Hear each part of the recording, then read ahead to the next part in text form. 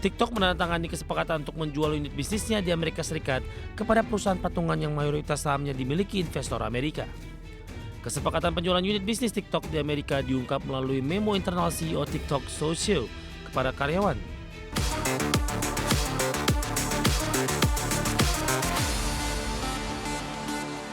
Pemirsa, TikTok menandatangani kesepakatan untuk menjual unit bisnisnya di Amerika Serikat kepada perusahaan patungan yang mayoritas sahamnya dimiliki oleh investor Amerika.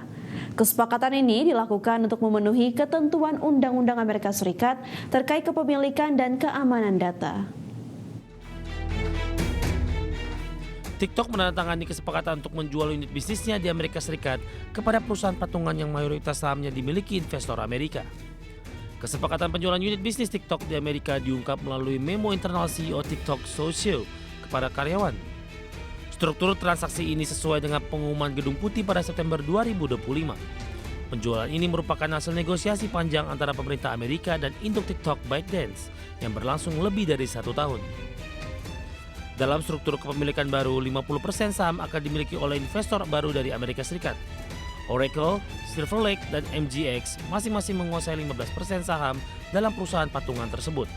Sementara itu, afiliasi investor ByteDance yang sudah ada memegang 30,1% saham dan ByteDance mempertahankan 19,9% kepemilikan.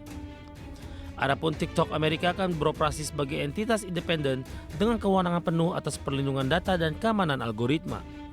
Entitas ini juga bertanggung jawab atas moderasi konten serta jaminan perangkat lunak di Amerika Serikat. ByteDance akan melisensikan teknologi rekomendasi AI kepada TikTok Amerika dengan sistem baru yang diamankan oleh Oracle. Kesepakatan ini sejalan dengan undang-undang Amerika yang mewajibkan TikTok dijual kepada investor domestik atau dilarang beroperasi. Presiden Donald Trump telah beberapa kali memperpanjang tenggat aturan tersebut sejak kembali menjabat. Tenggat waktu terbaru ditetapkan pada Januari 2026 bertepatan dengan rencana penutupan transaksi ini. Berbagai sumber ada exchange.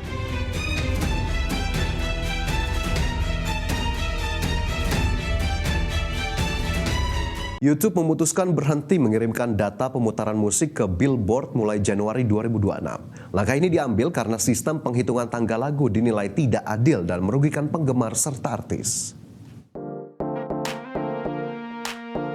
Platform berbagi video YouTube resmi mengumumkan akan menghentikan pengiriman data pemutaran musik ke Billboard.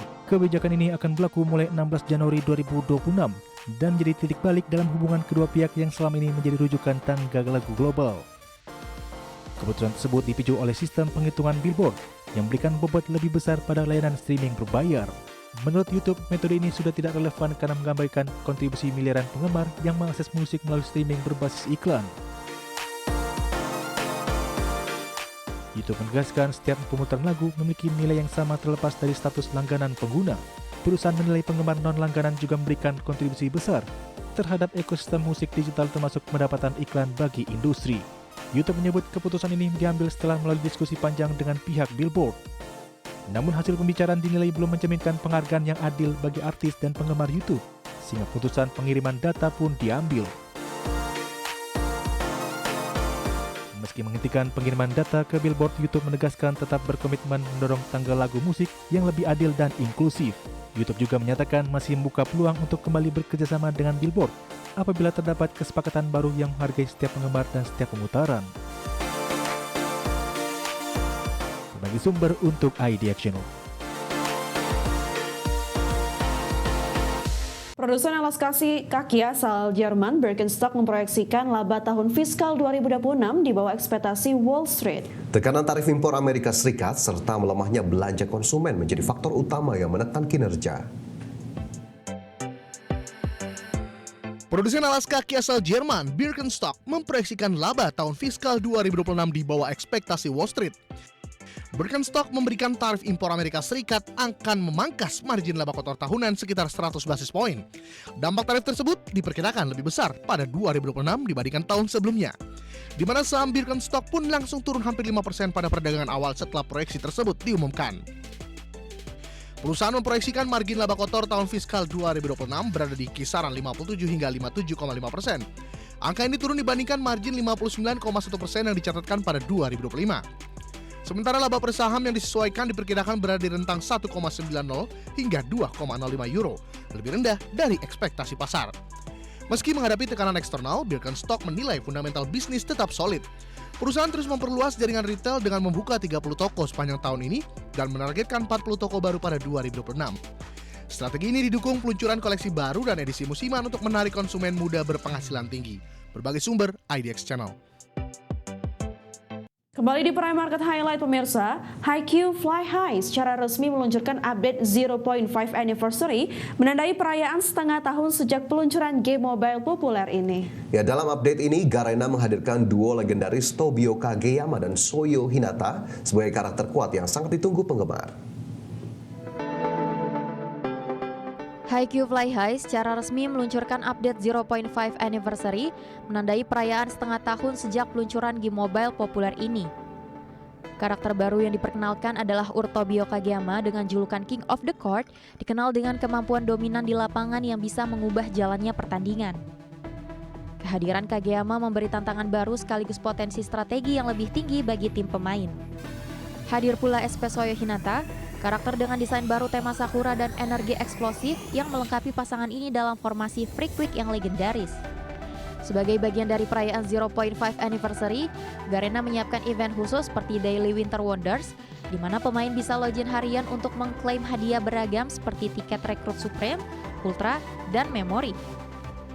Ada juga event Winter Treasure Hunt yang mendorong pemain menyelesaikan misi untuk mendapatkan hadiah menarik seperti tiket rekrut level atas, voucher, bahkan diamond. Selain itu, Garena menyediakan kode penukaran khusus yang akan aktif pada 24 hingga 25 Desember 2025 untuk hadiah ekstra bagi komunitas pemain. Dengan event spesial, hadiah login melimpah, dan kesempatan rekrut karakter eksklusif, pembaruan ini diharapkan menjaga engagement pemain selama musim perayaan akhir tahun.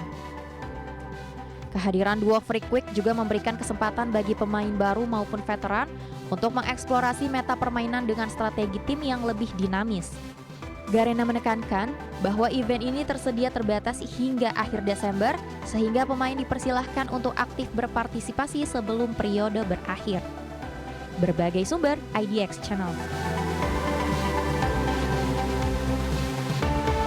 Kembali bersama kami, pemirsa, pasar kartu grafis global terancam kembali bergejolak pada tahun 2026. Ya, Nvidia dikabarkan akan memangkas pasokan GPU RTX 50 hingga hampir 40% yang berpotensi memicu kelangkaan dan kenaikan harga di pasar konsumen.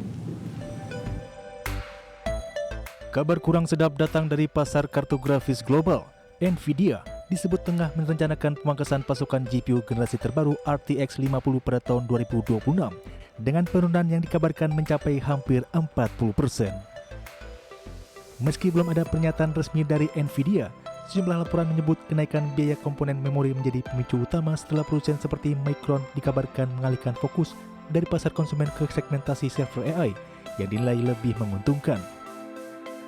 Dengan berkurangnya pemain di industri memori, saat ini hanya Samsung dan SK Hynix yang menjadi pemasok utama RAM untuk perangkat konsumen, sehingga mendorong kenaikan harga RAM global yang berdampak langsung pada produk teknologi termasuk smartphone PC dan kartu grafis. Pemangkasan pasokan RTX 50 dikabarkan akan paling terasa pada model kelas menengah ke bawah, RTX 5060 Ti dan RTX 5070 Ti, yang selama ini menjadi pilihan ideal gamer akan menawarkan VRAM 12GB dengan harga relatif terjangkau diprediksi akan semakin sulit ditemukan di pasar. Kondisi kelangkaan pasokan ini berisiko memicu kenaikan harga di tingkat retail dan reseller, meski Nvidia dikabarkan berupaya menahan harga resmi. Dengan krisis memori yang diperkirakan berlanjut hingga setelah tahun 2026, para gamer PC dihadapkan pada pilihan sulit menunggu stok atau terpaksa naik ke GPU kelas atas dengan biaya jauh lebih mahal. Berbagi sumber untuk IDX Channel.